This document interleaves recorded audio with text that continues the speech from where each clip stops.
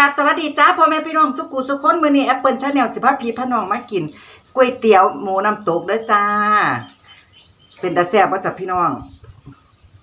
อันผักเฮาก็สิมีผักสลัดจ้าถั่วงอกแล้วก็อันโหระพาจ้า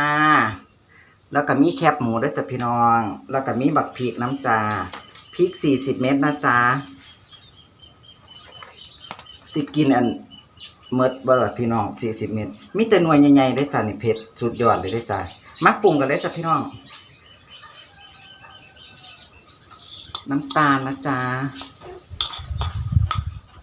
น้ำตาลแล้วก็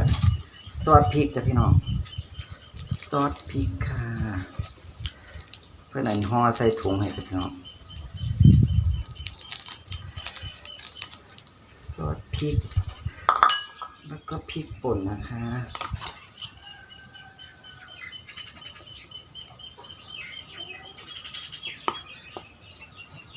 โรยไปเลยเนาะพี่น้องแล้วก็น้ำปลาจ้ะก่อนสิไปกินฝากกดไลค์กดแชร์กดติดตามเป็นกำลังใจให้แอปเปิลชาแนลเนี่ยได้จ้ะพี่น้องมาเสียบๆนัวๆคำยังไงไปน้ำกันเลยจ้ะเสียบไปด้วยกันเลยจ้าเส้นเล็กได้จ้ะพี่น้อง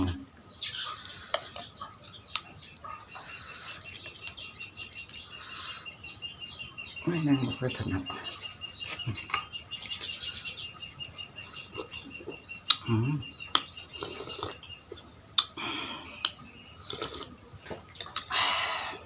แซ่บพี่น้อง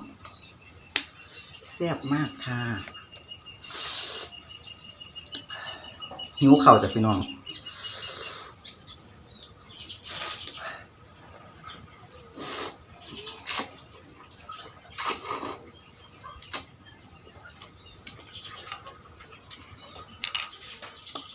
กะปิจ้ะจิ้มไปเลยจ้ะเผ็ดสุดยอดได้จ้ะพี่น้อง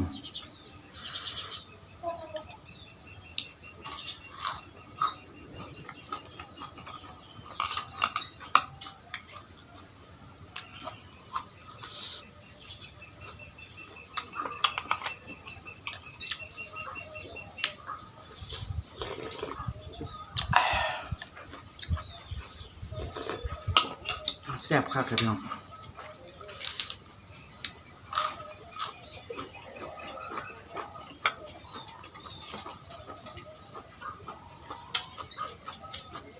บักพริกเผ็ดพี่น้องบักพริกบานคงสิบะมี่เนาะพี่น้องเนาะบักพริกมันก็ต้องเผ็ดเนาะ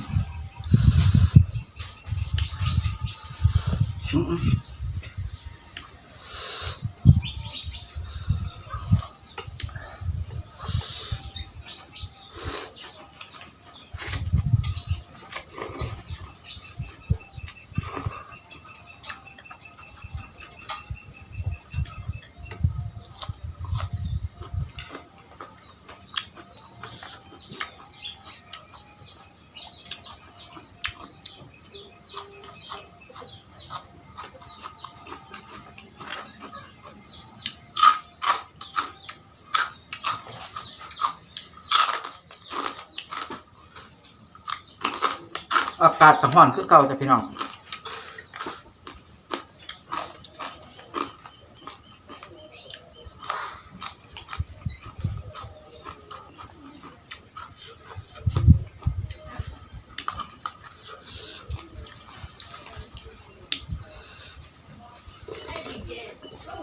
ไก่กะหลายพี่น้อง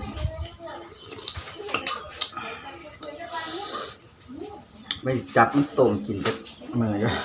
แต่ว่าหลานมันกระแทง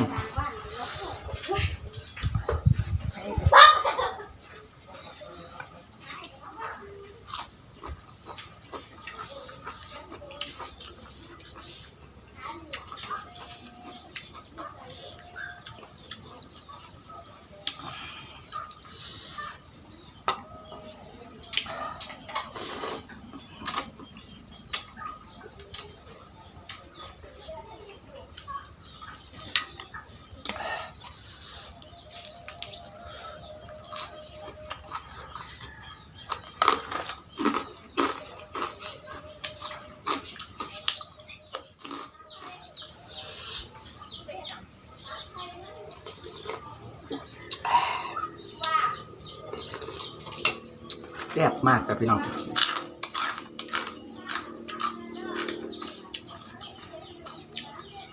3 ลูกไปเลยค่ะ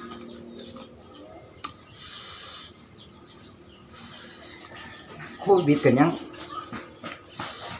เพิ่มขึ้นเลยจ้ะพี่น้องนั่นแต่ไม่สิเศร้านะพี่น้องเนาะพี่น้องสิได้ไปหาเฮ็ดอยู่งานเฮ็ดการกัน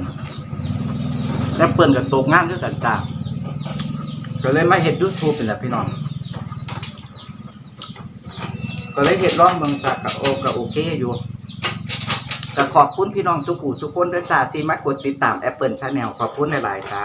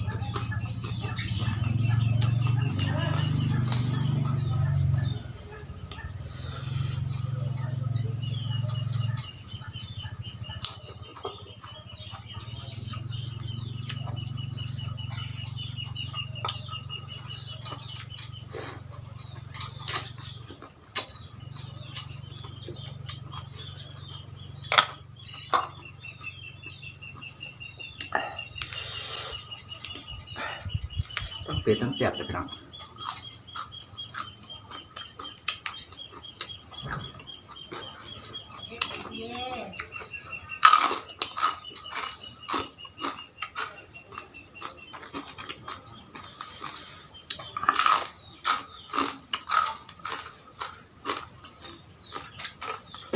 หมดไปไม้หนึ่งแล้วนะคะ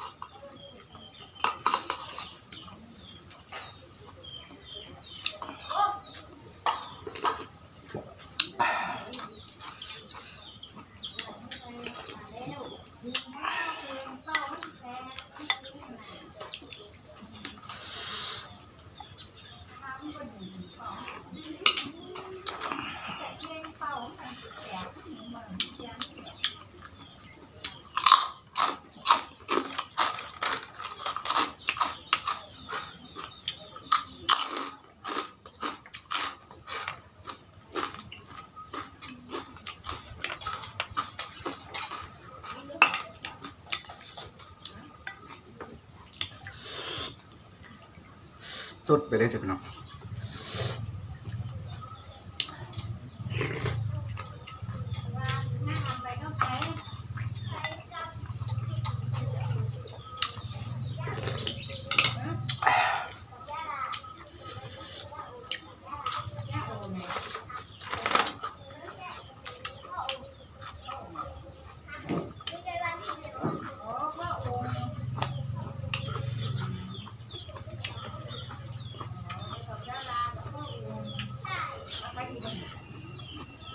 เฮียออกจะพี่น้องเผ็ด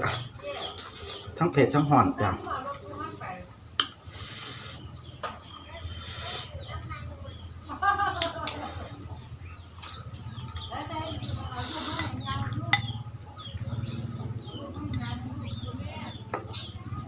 คำใหญ่ๆเลยจ้ะ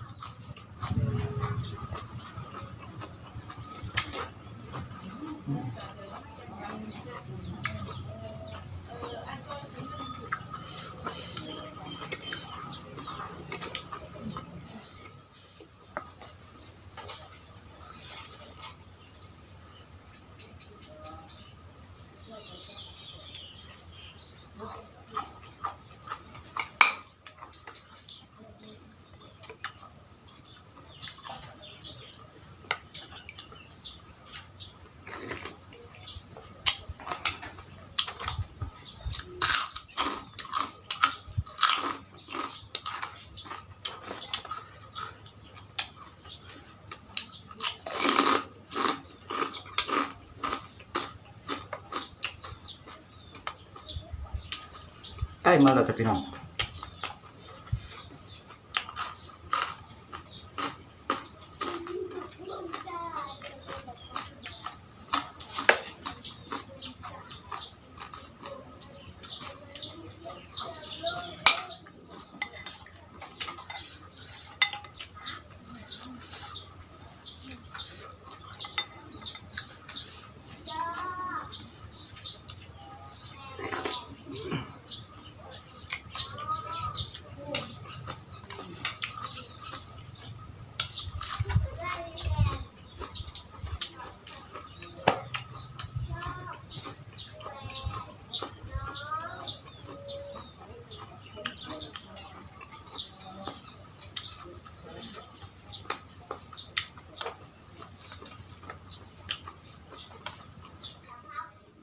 กินเผ็ดลายกับบดีได้สักพี่น้อง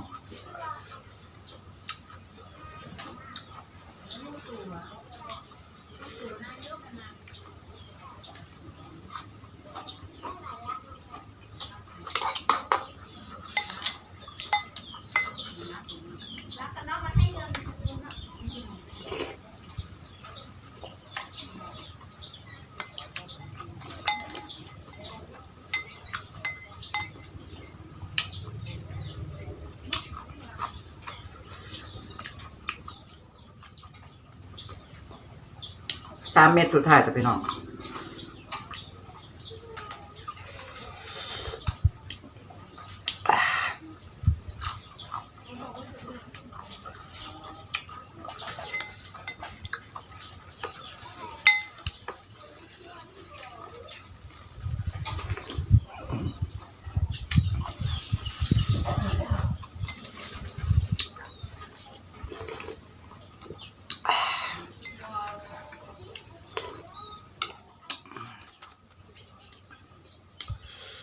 โอเคจ้ะพี่น้องคลิปนี้ไปก่อนได้จ้าฝากกดไลค์กดแชร์กดติดตามเป็นกำลังใจให้ Apple Channel นะด้วยจ้ะพี่น้องสวัสดีจ้า